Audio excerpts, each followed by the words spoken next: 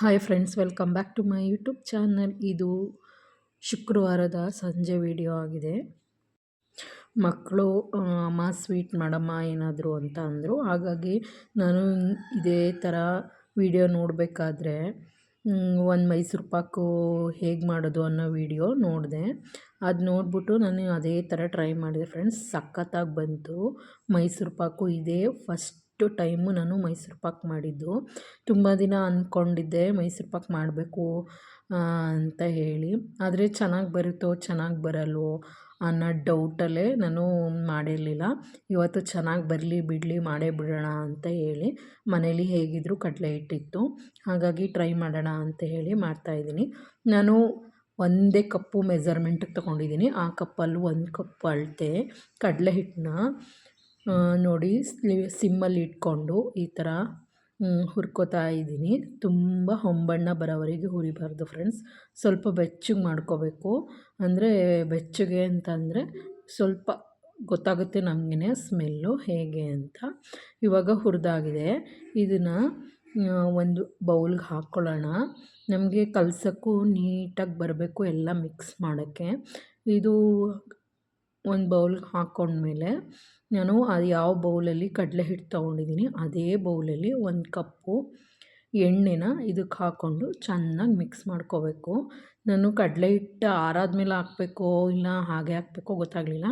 ಸಣ್ಣ ಸಣ್ಣ ಚಿಕ್ಕ ಚಿಕ್ಕ ಗಂಟುಗಳಾಗಿದ್ದು ಅಂದರೂ ಚೆನ್ನಾಗೇ ಬಂತು ಮೈಸೂರು ಪಾಕು.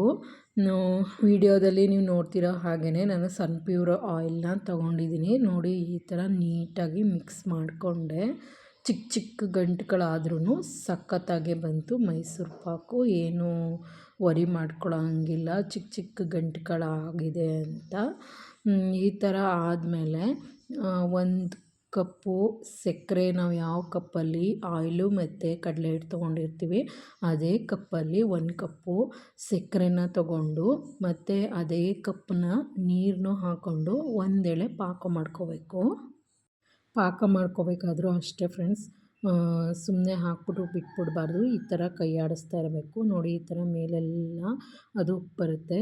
ಮತ್ತು ನಾನ್ ಸ್ಟಿಕ್ ಪಾತ್ರೆಯಲ್ಲಿ ಮಾಡಿದ್ರೆ ಚೆನ್ನಾಗಿ ಬರುತ್ತೆ, ಎಲ್ಲೂ ತಳ ಕಚ್ಚಲ್ಲ.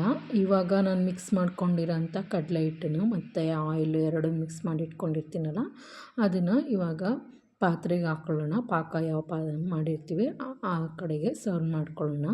ಅಲ್ಲಿಗೆ ಹಾಕ್ಕೊಂಡು ಚೆನ್ನಾಗಿ ತಿರುಗಬೇಕು ಫ್ರೆಂಡ್ಸ್. ನಾವು ಬಿಟ್ಬಿಡಬಾರ್ದು. ಇದು ಒಂದು ಪಾಕ ನೀಟಾಗಿ ಪಾಕ ಬಂದು ನಾವು ತಟ್ಟೆಗೆ ಸರ್ವ್ ಮಾಡ್ಕೊಳ್ಳೋವರೆಗೂ ಕೈ ಆಡಿಸ್ತಾ ಇರಬೇಕು, ಇಲ್ಲಾಂದರೆ ತಳ ಹಿಡಿದ್ಬಿಡುತ್ತೆ.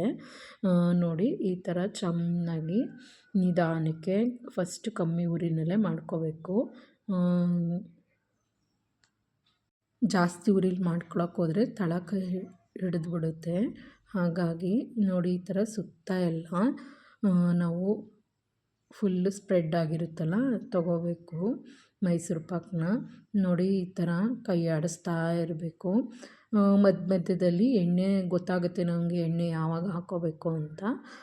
ಆವಾಗ ಒಂದೊಂದು ಸ್ಪೂನ್ ಎಣ್ಣೆ ಹಾಕ್ಕೋಬೇಕು. ಟೋಟಲಾಗಿ ನಾನು ಮೆಜರಿಂಗ್ ಕಪ್ ತೊಗೊಂಡಿದ್ದೀನಲ್ಲ ಅದರಲ್ಲಿ 2 ಕಪ್ ಎಣ್ಣೆ ಹಾಕಿದ್ದೀನಿ ಇದಕ್ಕೆ. ನೋಡಿ ಇವಾಗ ಈ ಥರ ಆಗಿದೆ. ಎಲ್ಲೂ ಸುತ್ತ ಕಚ್ಕೊಳ್ಳಲ್ಲ, ಯಾಕಂದ್ರೆ ನಾನ್ ಸ್ಟಿಕ್ ಪಾತ್ರೆಯಲ್ಲಿ ಮಾಡೋದ್ರಿಂದ.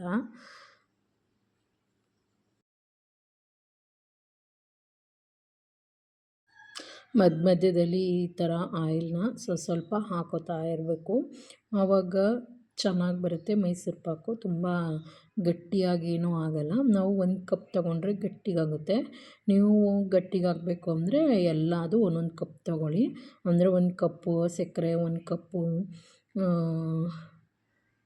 ಎಣ್ಣೆ ಮತ್ತು 1 ಕಪ್ಪು ಕಡಲೆ ಹಿಟ್ಟು, ಹೀಗೆ ಎಲ್ಲನೂ ಒಂದೊಂದು ಕಪ್ ತೊಗೊಳ್ಳಿ. ಆವಾಗ ಸ್ವಲ್ಪ ಗಟ್ಟಿಗೆ ಬರುತ್ತೆ. ಸ್ವಲ್ಪ ಸಾಫ್ಟ್ ಆಗಬೇಕು ಅಂದರೆ 2 ಕಪ್ ಆಯಿಲ್ ಹಾಕ್ಕೋಬೇಕು. ಇನ್ನೂ ಸಾಫ್ಟ್ ಆಗಬೇಕು ಅಂದರೆ 3 ಕಪ್ ಹಾಕ್ಕೋಬೇಕು. ಅಂದರೆ ಕಲ್ಸೋಕ್ಕೆ 1 ಕಪ್ಪು, ಈ ಥರ ಮೇಲೆ ಒಂದೊಂದು ಕಪ್ ಸ್ವಲ್ಪ ಆವಾಗ ಹಾಕೋತಾ ಇರಬೇಕು. ಆಗ ಅದು ಅಬ್ಸರ್ವ್ ಮಾಡ್ಕೊಳ್ಳುತ್ತೆ. ನಮ್ಗೆ ಗೊತ್ತಾಗುತ್ತೆ ಅದು ನಮ್ಗೆ ಎಣ್ಣೆ ಹಾಕಬೇಕೋ ಬೇಡವೋ ಅಂತ ಹೇಳಿ.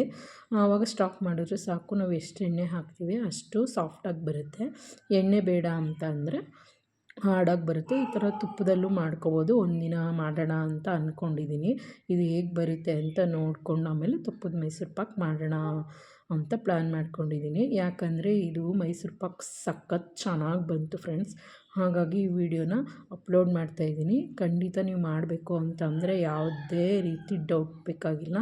ನೀವು ಈ ಥರ 2 ಕಪ್ ಆಯಿಲ್ ಹಾಕ್ಕೊಂಡು ಇನ್ನೆಲ್ಲನೂ ಒಂದೊಂದು ಕಪ್ ಹಾಕ್ಕೊಂಡು ಈ ಥರ ಮಾಡಿ. ಪಾಕ ಮಾಡಬೇಕಾದ್ರೆ ತುಂಬ ವೆರಿ ಇಂಪಾರ್ಟೆಂಟು. 1 ಎಳೆ ಪಾಕ ಮಾತ್ರ ಬರೆಸ್ಕೋಬೇಕು. 2 ಎಳೆ ಪಾಕ ಬರೆಸ್ಕೊಂಡ್ರೆ ತುಂಬ ಗಟ್ಟಿಗಾಗ್ಬಿಡುತ್ತೆ. ನಾನು ಬಂದೈತೋ ಏನೋ ಅಂತ ನೋಡೋಕ್ಕೆ ಅಂತೇಳಿ ಒಂದು ಚಿಕ್ಕದು ಬೌಲ್ಗೆ ಸರ್ವ್ ಮಾಡಿಕೊಂಡೆ. ಚೆನ್ನಾಗಿ ಬಂದಿತ್ತು. ಮತ್ತು ಇನ್ನೊಂದು ಸ್ವಲ್ಪ ಸಾಫ್ಟಾಗಿರಲಿ ಅಂತೇಳಿ ಸ್ವಲ್ಪ ಎಣ್ಣೆ ಹಾಕ್ಕೊಂಡು ಈಗ ಈ ಥರ ಕನ್ಸಿಸ್ಟೆನ್ಸಿ ಬರಬೇಕು ಫ್ರೆಂಡ್ಸ್. ಫುಲ್ಲು ರಬ್ಬರ್ ಥರ ಬರಬೇಕು, ಆವಾಗ ಅದು ಚೆನ್ನಾಗಿ ಬರುತ್ತೆ. ನಾನು ಇದೇ ಥರ 1 ಕಪ್ ಮೈಸೂರು ಪಾಕಲ್ಲಿ ಸುಮಾರು ಪೀಸಸ್ಗಳದು ತುಂಬ ಚೆನ್ನಾಗಿತ್ತು. ಮತ್ತು ಸ್ವೀಟು ಎಲ್ಲ ಒಂದು ಹದ ಇತ್ತು. ತುಂಬ ಹೆವಿ ಅಂತಲೂ ಅನ್ನಿಸ್ಲಿಲ್ಲ, ತುಂಬ ಬೇಕು ಅಂತಲೂ ಅನ್ನಿಸ್ಲಿಲ್ಲ, ಚೆನ್ನಾಗಿತ್ತು ನೋಡಿ. ಇವಾಗ ಇದನ್ನು ನಾನು ಒಂದು ಬೌಲ್ಗೆ ಎಣ್ಣೆ ಹಾಕ್ಕೊಂಡು ಟ್ರಾನ್ಸ್ಫರ್ ಮಾಡ್ಕೊತೀನಿ. ನನ್ನ ಮಕ್ಕಳಿಗೆ ಯಾರಿಗೂ ಹೇಳಲಿಲ್ಲ ಏನು ಮಾಡ್ತಾಯಿದ್ದೀನಿ ಅಂತ. ತುಂಬ ಕ್ಯೂರಿಯಾಸಿಟಿ ಇತ್ತು ಅವ್ರಿಗೆ. ನೋಡಿ ಈ ಥರ ಸ್ಪ್ರೆಡ್ ಮಾಡಿದೆ, ಅದ್ರ ಒಳಗಡೆ ಗೂಡ್ನಂಗಿತ್ತು ಫ್ರೆಂಡ್ಸ್. ಸಖತ್ತಾಗಿ ಬಂದಿತ್ತು ಮೈಸೂರು ಪಾಕು. ಇದನ್ನು ನಾನು ಇನ್ನು ಮಿಕ್ಕಿದ್ದನ್ನು ಚಿಕ್ಕದು ಮುಂಚೆನೇ ತೊಗೊಂಡಿದ್ದೀನಲ್ಲ, ಚಿಕ್ಕ ಬೌಲ್ಗೆ ಹಾಕಿಟ್ಕೊಂಡೆ. ನೋಡಿ ಈ ಥರ ಗೂಡು ಥರ ಬಂದಿದೆ. ನಾನು ಇದೇನಪ್ಪ ಉಕ್ಕೋಗ್ಬಿಡುತ್ತೇನೋ ಅಂತ ಯೋಚನೆ ಮಾಡಿದೆ, ಆದರೆ ಏನೂ ಆಗಲಿಲ್ಲ, ಸಖತ್ತಾಗಿತ್ತು. ಇಲ್ಲಿ ನನ್ನ ಮಕ್ಕಳೆಲ್ಲ ಓಡಾಡ್ತವ್ರೆ, ಆಯ್ತಾ ಇನ್ನೂ ಆಗಲಿಲ್ವಾ ಅಂತೇಳಿ. ಈಗ ಬನ್ನಿ, ಅವರು ಕಾತ್ರನ ತಡೆಯೋಕೆ ಆಯ್ತಿಲ್ಲ ಅನ್ನೋ ಉದ್ದೇಶಕ್ಕೆ ಒಂದು ಪ್ಲೇಟ್ ತಗೊಂಡು ಅದಕ್ಕೆ ಮಾಡಿಟ್ಟಿರೋ ಅಂಥದ್ದನ್ನ ಸರ್ವ್ ಮಾಡ್ಕೊತಾ ಇದ್ದೀನಿ. ಅದು ಬಿಸಿಗೆ ತಳನೇ ಬಿಡ್ತಿರ್ಲಿಲ್ಲ ಫ್ರೆಂಡ್ಸ್. ನೋಡಿ ನನ್ನ ಮಕ್ಕಳು ಅಲ್ಲಿಂದ ಇಲ್ಲಿಗೆ ಓಡಾಡ್ತವ್ರೆ. ಬಂದು ನಿಂತ್ಕೊಂಡ್ರು, ಹೆಂಗೆ ಬಂದೈತೆ ನೋಡೋಣ ಅಂತ ಹೇಳಿ. ಅದು ಬಿಡ್ಸೋಕ್ಕಾಯ್ತಿರ್ಲಿಲ್ಲ, ಸುಡೋದು ಬಂತು ಅಂತ. ಆದರೂ ಪ್ರೆಸ್ ಮಾಡಿ ತೆಗ್ದು ನೋಡಿ ಪಾಪ, ಇದು ನಮ್ಮ ಕೆಳಗಡೆ ಮನೆ ಹುಡುಗಿ ಲಕ್ಷ್ಮಿ ಅಂತ. ಚೆನ್ನಾಗಿ ಬಂತು.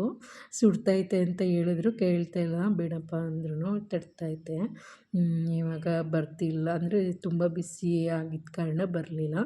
ನೆಕ್ಸ್ಟು ಒಂದು ಚಾಕು ತಗೊಂಡು ಸ್ಪ್ರೆಡ್ ಮಾಡಿದೆ, ಸೈಡಲ್ಲೆಲ್ಲ ಬಿಡಿಸ್ದೆ, ಆವಾಗ ಚೆನ್ನಾಗಿ ಬಂತು. ಮಕ್ಕಳೆಲ್ಲ ಅಂದ್ಕೊಂಡ್ರು ಕೇಕು ಅಂತ. ನನ್ನ ಮಗಳು ಹ್ಯಾಪಿ ಬರ್ಡೇ ಟು ಯು ಅಮ್ಮ ಅಂತಲೇ ಅಂದ್ಬಿಟ್ಲು ಫ್ರೆಂಡ್ಸ್. ಆಮೇಲೆ ಲಕ್ಷ್ಮಿ ಅಂದ್ಲು, ಕೇಕಲ್ಲ ಕಣೆ ಅದು, ಏನೋ ಬೇರೆ ಸ್ವೀಟ್ ಕಣೆ ಅದು ಅಂತ ಅಂದ್ಲು. ಆವಾಗ ಮೈಸೂರು ಪಾಕು ಅಂತ ಅಂದೆ. ಅದು ತುಂಬ ಇಷ್ಟ ಆಯ್ತೇನೋ ಮಕ್ಕಳಿಗೆ. ಆವಾಗ ಎಲ್ಲರಿಗೂ ಕೊಟ್ಟೆ ಫ್ರೆಂಡ್ಸ್. ಸಖತ್ ಇಷ್ಟಪಟ್ಟು ತಿಂದರು. ನೋಡಿ ಈ ಥರ ಬಂದಿದೆ ನಮ್ಮ ಮೈಸೂರು ಪಾಕು. ತುಂಬ ಸಾಫ್ಟಾಗಿ ಬಂದಿದೆ. ಇನ್ನೂ ಸಾಫ್ಟಾಗಬೇಕು ಅಂದರೆ ಮಾಡ್ಕೊಬೋದು. ಮಕ್ಕಳು ಬೇಕು ಅಂತ ಹಠ ಮಾಡೋದ್ರಿಂದ ಬಿಸಿಲೇ ಕಟ್ ಮಾಡಿದ್ರೆ ಸಖತ್ತಾಗಿದೆ ಫ್ರೆಂಡ್ಸ್. ಒಮ್ಮೆ ಟ್ರೈ ಮಾಡಿ, ಹೇಗಿತ್ತು ಅಂತ ಕಾಮೆಂಟ್ ಮಾಡಿ. ಈ ವಿಡಿಯೋ ನೋಡೋದಕ್ಕೆ ಧನ್ಯವಾದಗಳು. ಮತ್ತೆ ಸಿಗೋಣ, ಬಾಯ್.